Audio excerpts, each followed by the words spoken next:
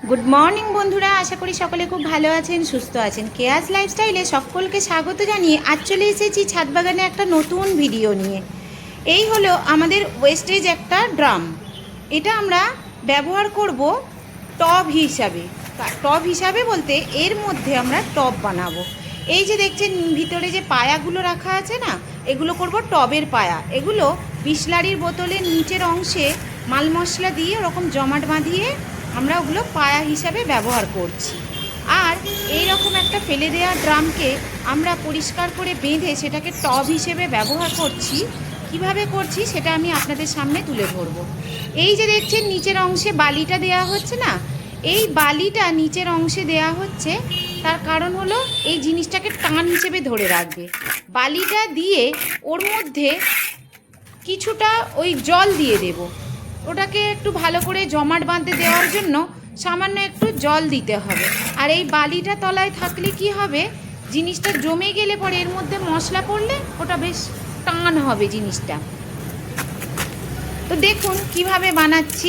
এই যে সামান্য একটু জল দিয়ে দেব, সামান্য বলতে এরকম বাটিটা মেপে এক বাটির মতোই জলটা আমি দেব। দিলে কি হবে, বালিটা একটু ভালো করে নিচেটা জমাট বেঁধে যাবে, টান টান হয়ে যাবে। এর ওপর আমরা শুকনো কিছুটা মশলা তার আগে দিয়ে দেবো একটু প্লাস্টিক। দেখুন জলে ভিজিয়ে প্লাস্টিকগুলো আমরা পেতে দেব। এই প্লাস্টিকগুলো হচ্ছে পেটির সঙ্গে কোনো মাল আসে না আমাদের, যেহেতু দোকান, তো দোকানে পেটি করে মাল আসে, ওইটি দেখবেন এই ধরনের প্লাস্টিকগুলো দেওয়া থাকে নরম নরম। সেগুলোকে ভিজিয়ে আমি ওই ড্রামের মধ্যে গোল করে ঘিরে দিয়েছি। কারণ কি না, ভালো ডিজাইনটা আমরা পাবো বলে টবের গায়ে। এরপর যে মশলাটা মাখা হচ্ছে, এই মশলাটা হচ্ছে শুকনো মশলা। আমি কিন্তু জল দেব না এই মশলাটা। এই যে তলায় যে জলটা আছে, ওই জলটাই এটা টেনে নেবে। এই শুকনো মশলা, ওর মধ্যে বালি সিমেন্ট দিয়ে যে মশলাটা আমরা মেখেছি, ওই মশলাটা আমি দিয়ে দিচ্ছি শুকনো। দেখুন এই শুকনো মশলাটা ওতে দিলে কি হবে, ওটা যে তলায় যে বালিতে যে জলটা দিয়েছি না, ওটা টেনে নেবে, ভালোভাবে তলায় জমাট বেঁধে যাবে। সেই কারণে এই শুকনো মশলা আমরা দিয়ে দিলাম। দেখুন এই পদ্ধতিটা কেমন লাগে। এরপর এই যে তারের জাল আছে, ওই জালটা টান রাখার জন্য এই জালটাকে আমরা ব্যবহার করব। মশলাকে টান রাখার জন্য লোহার খাঁচা করা হয়, এটা টবের ক্ষেত্রে আমরা জালটা ব্যবহার করছি। এর ওপর আবার কিছুটা মশলা দিয়ে দেব।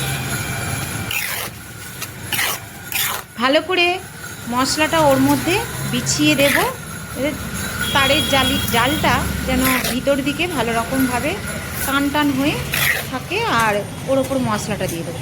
এই যে দেখছেন ড্রাম কাটাটা, এটা হচ্ছে আমরা ডাইস হিসেবে ব্যবহার করছি। বাইরে থেকে আমরা কিছুই কিনছি না। দেখছেন তো বন্ধুরা কেমন লাগছে বলবেন কিন্তু কমেন্ট করে। এই যে ডাইস হিসেবে এটা ব্যবহার করে এবারে ধার দিয়ে মশলাগুলোকে ঢেলে দিচ্ছি। দেখুন এইভাবে মশলাটা দেওয়ার পরে বেশ গোল করে ঘিরিয়ে মশলাটা দিয়ে দেব। মশলাটা দেয়া হচ্ছে।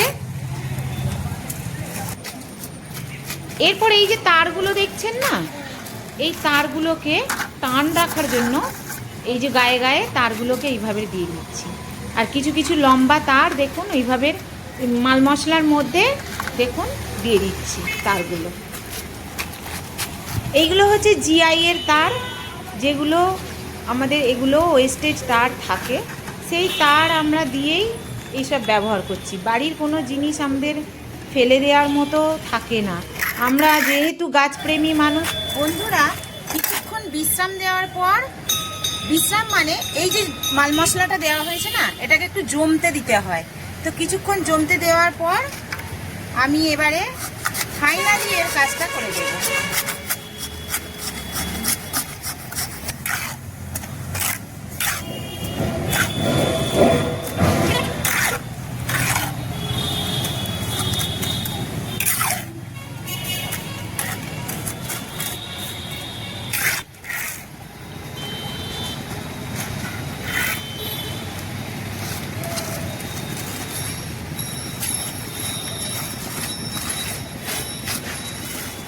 এটা ঠিকমতো জমাট বাঁধার জন্য কিছুটা এই শুকনো সিমেন্ট এইভাবে ছড়িয়ে দেওয়া হচ্ছে,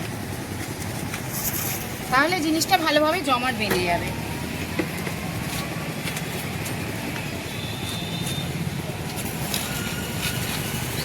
এরপর হালকা একটু ডিজাইন আনার জন্য এগুলো বাড়িতে ওয়েস্টেজ জিনিস, পাথরের টুকরো, এগুলোকে জাস্ট ডিজাইন আনার জন্য এগুলো ব্যবহার করছি।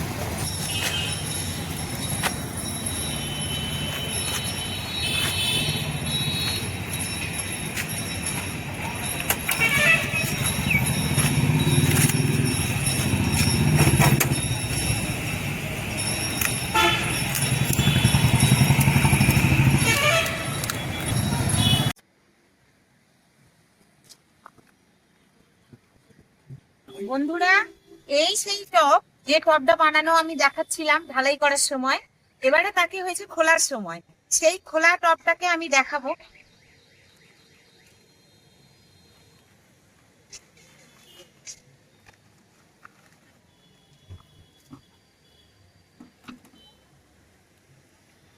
দেখুন এটা কিরকম বাতিল একটা জিনিস, ফেলে না দিয়ে এটার মধ্যেই আমরা টব বানাচ্ছিলাম।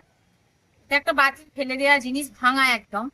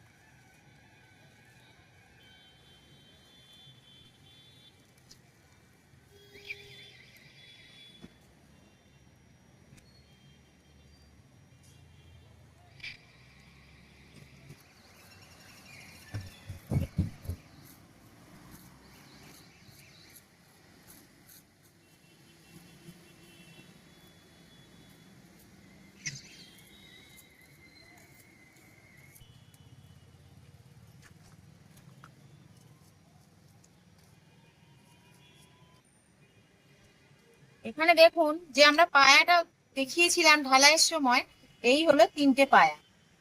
এইটার ওপরে টপটা এবারে সোজা করে দিলে এইটার ওপরে বসবে। বন্ধুরা, এটাকে সোজা করেছি, কই একটু এসে দেখাও, বন্ধুদেরকে একটু দেখাতে হবে তো কেমন এটা হয়েছে। এটাকে এবারে সোজা করেছি, এর মধ্যে এখনো অনেক কিছু কাজ আছে।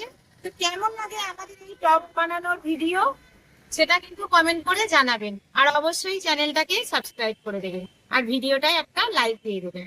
দেখা হচ্ছে পরের ভিডিওতে। ততক্ষণ সকলে সুস্থ থাকুন, ভালো থাকুন, টাটা।